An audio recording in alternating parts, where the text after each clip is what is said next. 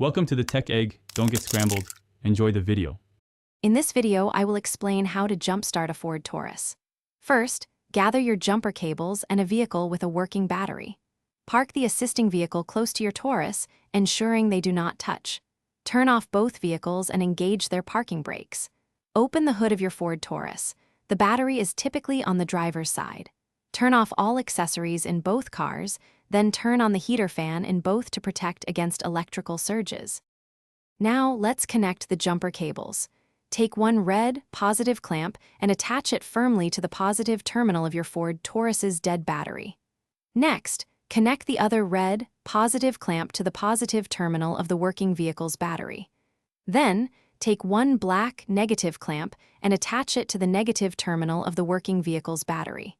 This careful order helps prevent sparks. For the final connection, attach the remaining black negative clamp to an unpainted metal part of your Ford Taurus's engine block, away from the battery and fuel system. This creates a safe ground. Once all cables are connected, start the engine of the working vehicle.